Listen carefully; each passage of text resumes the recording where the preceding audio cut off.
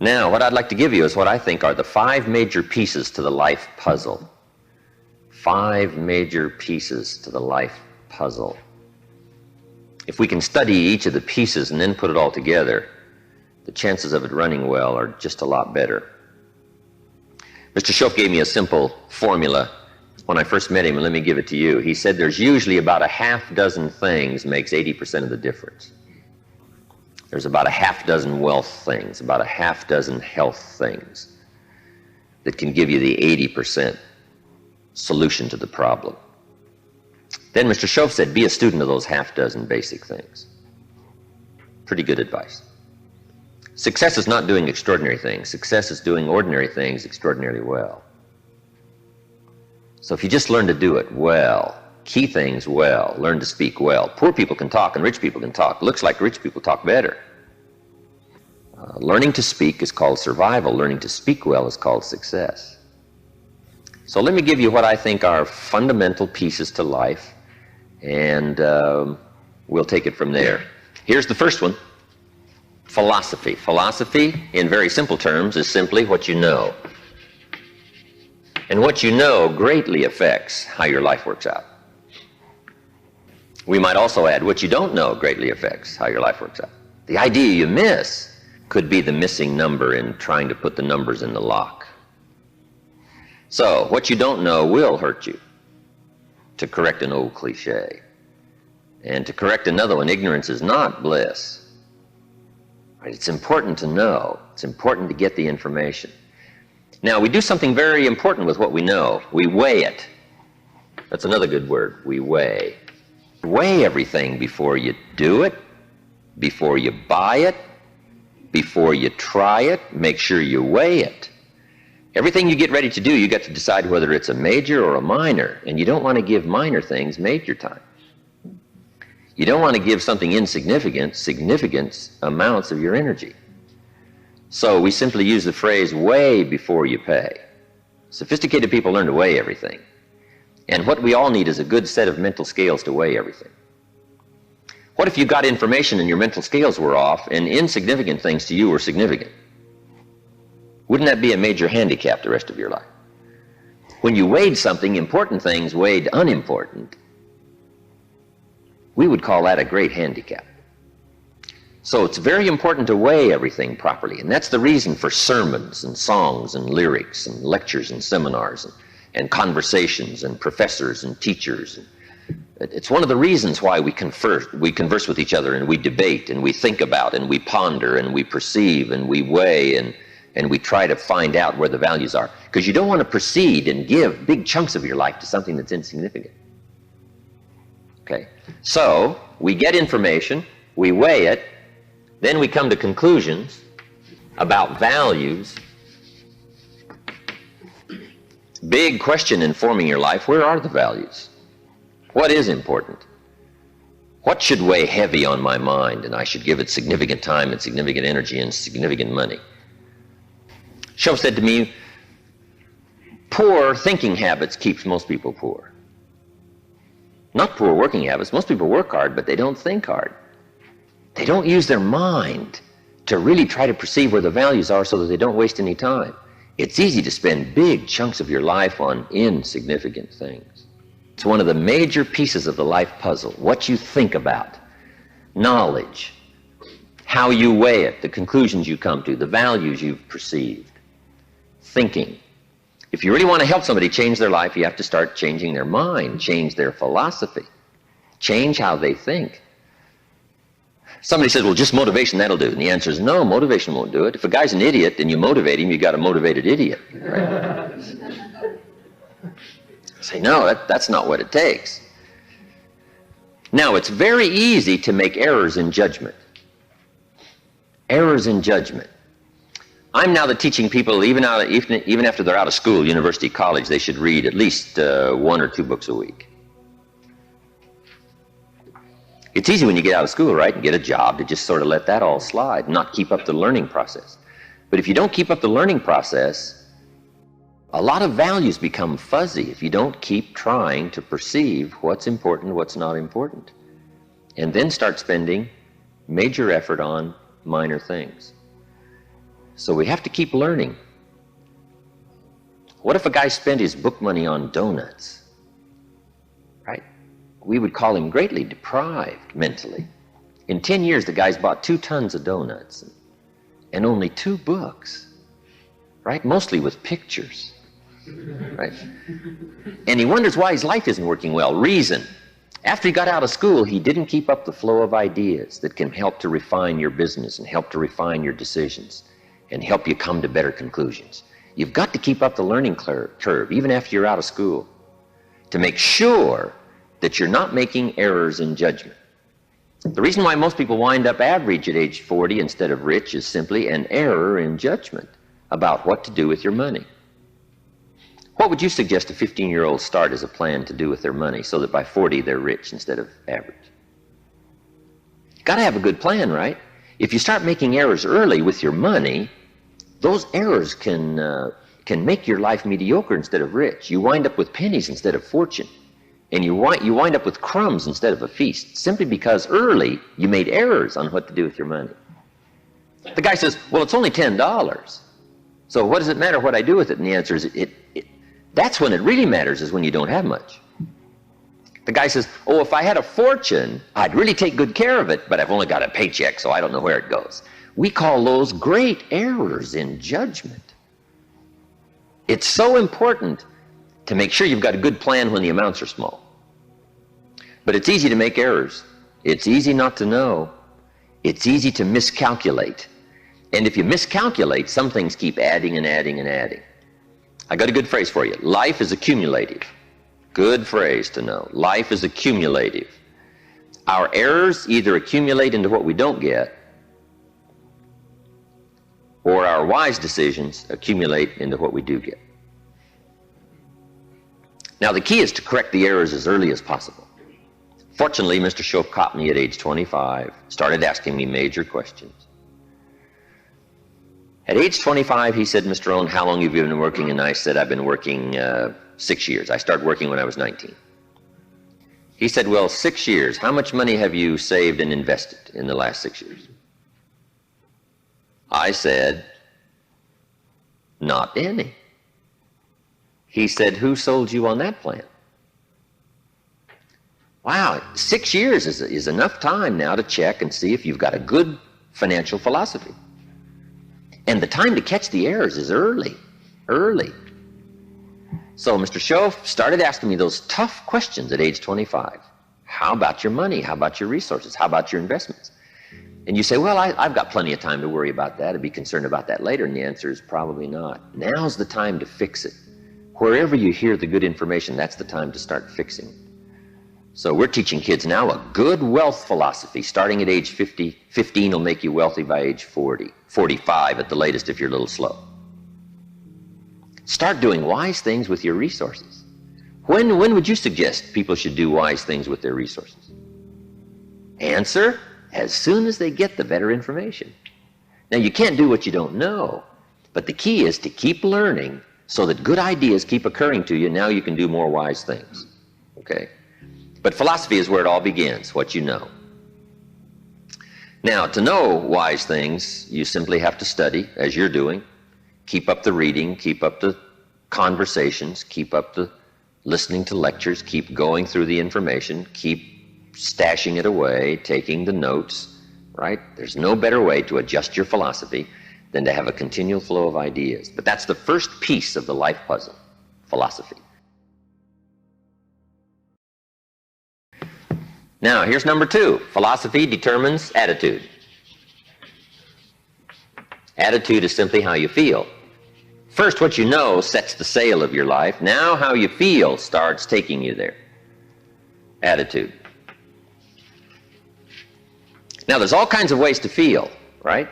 You can feel good or you can feel bad.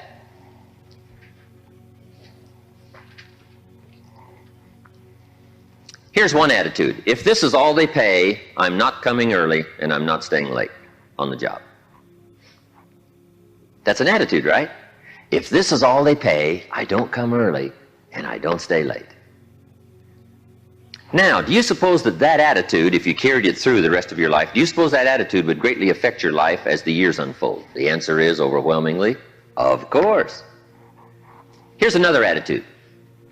No matter what they pay, I always come early and I always stay late to invest in my own future. Isn't that fascinating? Attitude is by choice. You can either choose to come early or you can choose to come late. You can either choose to leave early or you can choose to stay late. Attitude's a matter of choice. Now, to make wise choice, we need educated attitudes.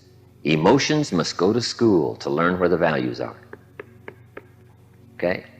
Good phrase. Emotions must go to school. When kids are young, right? A 3-year-old, falls on the floor and kicks his feet and screams. We say, well, that's okay when you're 3, but it isn't okay when you're 30. Right? As a little kid, right, you can retaliate and punch somebody out, but when you're 23, we say, no, you got to learn now to take that emotion and send it to school and find out where the values are. It's okay to feel strong, but you've got to learn to restrain yourself in a society if you want life to go well for you. So attitudes now become a matter of educated choice. Educated choice. But how we feel is going to greatly determine how our life works out. Now, it's how you feel about a variety of things. Let me give you that list. Number 1, it's how you feel about the past. Now, when you're young, you haven't got that much past to feel about, but I'm sure you've had some ups and downs. You've had some wins and losses. So part of our attitude is based on how we feel about the past. Some people are still carrying the burdens of the past. They're affected by some difficulties, some losses, whatever. They're carrying it around like a burden. Instead of using the past as a school, they're using it as a threat to their life. So part of it is solving the attitude about the past, how you feel about it. Number 2, it's how you feel about the future. Facing the future, very important, key part of our life. Now, there's 2 ways to face the future. Here they are. 1, anticipation. That's one way to face the future, anticipation. Here's the other way, apprehension. Now, most people face the future with apprehension, primarily because they bought somebody else's view. They don't have their own future well designed. So in the absence of having your own future well designed, you have a tendency to be persuaded to buy somebody else's future. Here's what's going to happen, here's what's going to happen. Boy, it's easy to let your days be clouded by all of that. So some days, somewhere along the line, you've got to start settling for sure how you feel about the future. And how you feel about it greatly determines what you do. If you don't feel good about the future by having goals set, you take what we call uncertain steps. It's difficult to be confident about the day if you don't have your future well designed. So here's one of the keys to do about your future. Set goals, write them down, design the future. Where do you want to go? What do you want to do? What do you want to be? What do you want to see? What do you want to have? What do you want to share? Even if it all changes 12 months from now, the key is to start making a list now. The cities you want to visit, the people you'd like to meet, your health goals, your investment goals, all that stuff. Start writing it, putting it in a journal somewhere. And let it all change as time unfolds. Something that you think is very important right now, 2 years from now, you'll say, that was kind of foolish. How come I thought that was so important, right? Because you'll grow beyond that. But right now it's important to get as clear a picture as you can of the future. Set your dreams, set your goals. Because it's important. How the day goes is greatly determined by your confidence about the future. Now here's another attitude. It's how you feel about each other. It's how you feel about society and the community and the country. It's very important. It's not that difficult to be a cynic. And cynicism greatly influences how your life works out. But it's also important to understand that if you want to do well, it takes all of us to help each of us. Good phrase. It takes all of us to help each of us do well. You can't succeed by yourself. It's hard to find a rich hermit.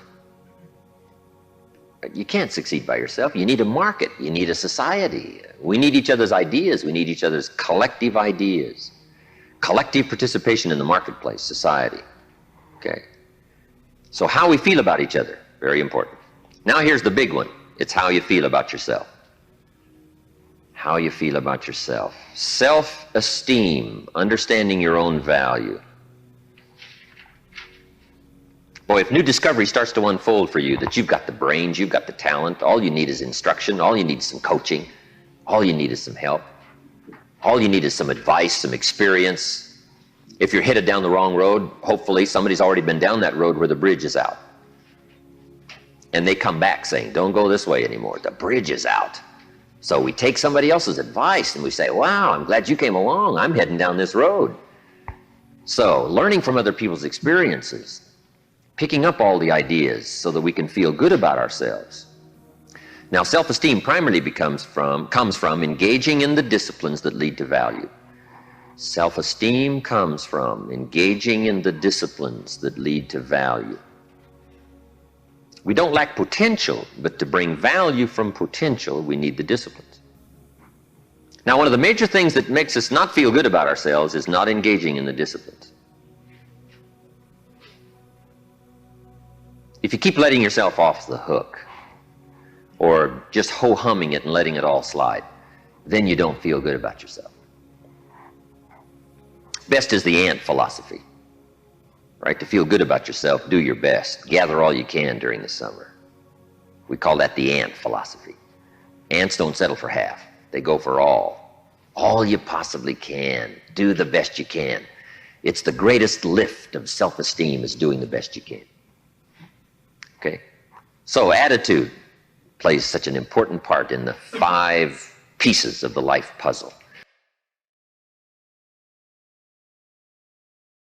Now, what's next? Number 3. First is philosophy. Second is attitude. Philosophy and attitude determines activity. Activity is what you do. Key phrase, success is a doing. You actually now have to do it. It seems as though God has designed that the major part of the value of our life is left to our own mental genius. You've got to decide what you want to become. Then you simply have to go do it, engaging in the disciplines. Now, the activity part is so important. How hard should you work when you get ready to labor, when you get ready to try to be successful in the marketplace? How many days should you spend? How hard should you work? Well, let me give you an Old Testament phrase to consider. It says, 6 days activity, 1 day rest. Now that's called a philosophy on activity. Right? What should be the ratio of rest to activity? Old Testament suggests 6:1. Now I know that goes back a long ways. Some people said, no, 6:1's old-fashioned. 5:2 is better. Well, you've got to take a look at 5:2 and see if it's okay. You don't just want to buy somebody's philosophy without seeing if it leads to fortune, and if it leads to unique things, wonderful, it's probably good. But you have to check out if 5:2 is okay. Would 4:3 be better? I don't know. You got to check everything. I do know this, good phrase, don't rest too long. I got a good point for you. Make rest a necessity, not an objective.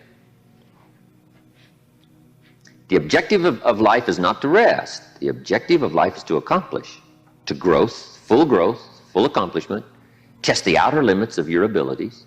That's what life is all about. See what all you can do. That's what life is all about. See what you can do with the seasons and the soil and the seed. See what you can do with your brains. See what you can do with your talent and your gifts and your skills. That's what life's all about. See what you can do. Now, we need rest, but you must make rest a necessity, not an objective. If you make it an objective, you start falling into what we call the average syndrome, right? People who live mediocre lives are always looking forward to getting off. Successful people are always looking forward to getting on. Successful people don't want off. They want on. They want to get on with the job. They rest only enough to gather strength.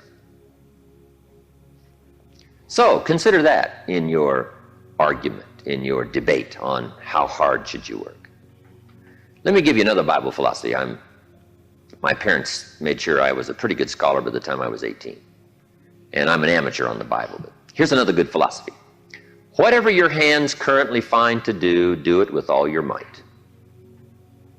Whatever you're doing, do it with all your might. We call that philosophy on activity. How hard should you work? As hard as you can in the time allotted to labor. In leadership, management, lectures we teach, when you work, work. When you play, play. Don't play at work. And don't work at play. Right? Make best use of your time. When you're working, pour it on. And when you're playing, have a good time. But don't play at work. Okay? So, activity, very important piece in this whole life puzzle in working. So, you've got to test how hard you can work. Part of it is physical, your own physical limitation. Some people can take 14 hours, no problem. Some people 10 stretches pretty much their physical limitation. So everybody has to sort of decide how hard you can work, how much time you can put in. When you come to university, right, you got to sort of find out how much workload you can handle, how many classes can you go through, how much can you unravel, how many study hours do you need, how much effort have you got, when are you going to run out of gas, right, and you need to replenish the supply. So we all have to study our own activity habits. But let me give you what I think is the best philosophy. It is simply do the best you can. In activity, we call it doing your best. A man asked me one time, he said, I'm making about $50,000 a year, isn't that enough? What would you tell somebody? A businessman said to me. He said, my kids aren't starving, and he said, I got my bills paid, and he said, we're doing pretty good, and I'm making about $50,000 a year, isn't that enough? He asked me. What do you suppose I told him? I said, yes, it's enough if it's the best you can do. We don't call an amount enough. We call your best enough. I said, if you're capable of making $500,000 a year and you make $50,000 a year, we call you loser. And we don't call you loser because of the difference between $50,000 and $500,000. We call you loser because you're not doing your best. If you do your best and you make $10,000 a year, that's enough. If you do your best and you make $1 million a year, that's enough. Enough is not the difference between 10,000 and 1,000,000. Enough is simply doing the best you can. So that's the key to the good life. When the day is finished, if you say, did I do my best? And if I'm not doing my best, why not? Have I got some errors in my philosophy that says, hey, half effort's okay, just slide by, ho-hum it, cross your fingers and everything will work out, hopefully. Say, no, I don't want to take those kind of chances. I don't want to drift. Okay? So activity. Just put a big question mark on activity and say, here's a major piece of life to keep checking. Make sure I'm doing my best. That's all I require, my best. A group of psychiatrists asked me to come and lecture for them in Los Angeles one time, which I thought was interesting, since I only went to 1 year of college. And then in the middle of my lecture, I had the audacity to say, ladies and gentlemen, let me tell you what I think most messes with the mind. They said, what do you think most messes with the mind? I said, I think what most messes with the mind is simply doing less than you can. It sets up all kinds of psychic problems, doing less than you can. Guess when you really feel good about yourself? When you've done the best you can. You don't even have to win the full prize if you do the best you can. We call that the ultimate winning, doing the best you can. Wow, there's nothing like the soaring self-confidence that comes from putting out what we call full effort. In whatever you do, it's called full effort. Philosophy, activity, attitude leads to number 4, results. And that's what life is all about, putting the first 3 together. Good philosophy, attitude, high activity to get the ultimate called results. I got a good phrase for you. Results is the name of the game. Now, the challenge of life is a very simple phrase. Let me give it to you. I think you'll find it interesting to at least ponder. The challenge of life is to make measurable progress in reasonable time. Measurable progress in reasonable time. First, we don't want to be unreasonable with time. If you and I agree to do something, 5 minutes later I'm asking you, how are you doing? You say, I haven't left the building yet. You can't ask in 5 minutes. 5 minutes is too soon. That's unreasonable. Now, if I don't ask you for 5 years, we call that too late. You can't wait 5 years, and you can't go 5 minutes, right? We all have to learn what is reasonable time to expect somebody to make progress, to grow, to change, to develop. So all of us have to learn, especially if you're going to become leaders, entrepreneurs, if you're going to have management responsibilities and work with people, you got to understand what is reasonable time. We don't want to be unreasonable with time. But here's what else we expect: measurable progress in reasonable time. How many years should the child spend in 4th grade? Approximately. About 1. You say, well, if they're nice kids, would you give them 3 or 4? You say, no, you can't spend 4 years in 4th grade. It's unacceptable. We put on the family pressure. We put on peer pressure, right? We put on all kinds of pressure. You can't spend 4 years in 4th grade.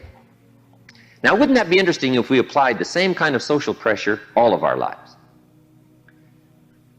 What would be acceptable to society for wise investments to have been made by age 30 so that you can really properly take care of yourself and your family?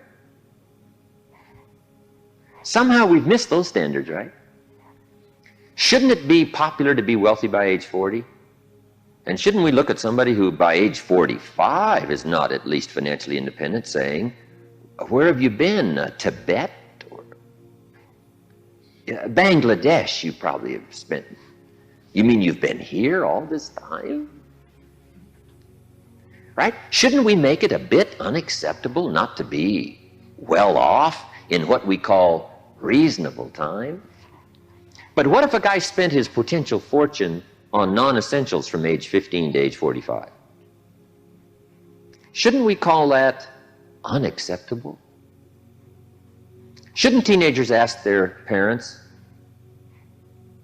how come we're not rich? We live in a rich country. This is America. Aren't those good questions? How about the wisdom of a good plan versus a poor plan? What if a man was a farmer and he ate his seed corn? Instead of planting it, he ate it. Wouldn't we make arrangements to go get his children? And say, the kids aren't safe. The man's insane. He eats his seed corn. He doesn't plant it. Wow. I just offer that as kind of an interesting question. If we make such pressure demands for 4th grade, why shouldn't we make those same pressure demands for the rest of life? Interesting question, right? Good debatable question. Now, part of it is society eases back on us as far as ongoing demand of results. But here's what I'd ask you to do. Make the demands on yourself. I'm asking you not to let yourself off the hook. Society will let you get by with far less than you want to be. When you get out of university, how many books will the community demand that you read every month? Approximately. About none. So if you're going to do the extra reading, guess what? You've got to develop that philosophy and put that pressure on yourself. But what I'm asking you to do is take a good look at results. Now, another reason why we look at results at age 25, results at age 30 on a wide variety of things: health and wealth and culture and sophistication and lifestyle and uniqueness. We keep checking all those results. Here's why. To see if there's any errors in activity. Guess how easy it is to make errors in activity? It's easy. We teach in our leadership series, don't mistake movement for achievement. Boy, sometimes it's easy to be faked out by being busy. Guy's busy 10 hours a day, but he's going in figure 8s. The guy's not making progress. He's stalled, but he's busy. And he thinks being busy is going to do it. Say, no, you got to be busy doing the right things. So maybe you need activity fixed. Maybe you need attitude fixed. Who knows? The guy who says, since they don't pay well, I come late and leave early. We say, John, that's going to affect you all your life. And you've probably got the results to show it. Or maybe we need a correction of philosophy. That's why we check results. Now, here's the last piece in the life puzzle. It's called lifestyle. Lifestyle is simply how you choose to live. We call lifestyle the genius of living well. Now, here's what's exciting about lifestyle. As a subject of one of the major pieces of the life puzzle, all of us can choose, especially in this country, all of us can choose how we wish to live. Guess what you can get from your money? Joy or animosity? However you wish to live. A father takes a $10 bill and wads it up and throws it at his son and says, if you need the darn stuff that bad, take it. We call it money without style. The father's got the money, but he doesn't have the style. He studied economics, but he didn't study happiness. So let me give you the phrase. Happiness is an art, not an accident. Some people have figured out things economically, but they haven't figured out lifestyle to live well. Culture is a study. It's not an amount. Somebody says, if you have an amount of money, you'll be cultured. And the answer is no. Cultured is a study. Culture is a refinement of the mind. To be cultured, you must study culture and practice culture. Money doesn't solve the culture challenge. Money doesn't solve the happiness challenge. To be happy, you got to study and practice happiness. And Mr. Shove taught me all the simple ways to get joy from substance. A sophisticated gentleman knows that a rose on time is more valuable than a $1,000 gift too late. It's not the amount that counts, it's the genius that counts. It's the ideas that count. So here's what I'm challenging you to do. How to be happy with what you've got while you pursue what you want. And I'll give you time to make a note of that phrase because I think it's so important to wrap it up. How to be happy with what you've got while you pursue what you want. So I would challenge you in the last piece of the life puzzle, find ways to live uniquely. Now, if you look at your life on all these 5 pieces, this is why I'm asking you to just go back through and review these notes. How am I doing on philosophy? Are there some things I don't know? Am I making some errors in judgment that's going to bring me to no good end, right? 3 years from now, 5 years from now. Key phrase, 10 years from now, you will arrive. The question is, where? Good question, where? And the follow-up is, now's the time to fix the next 10 years.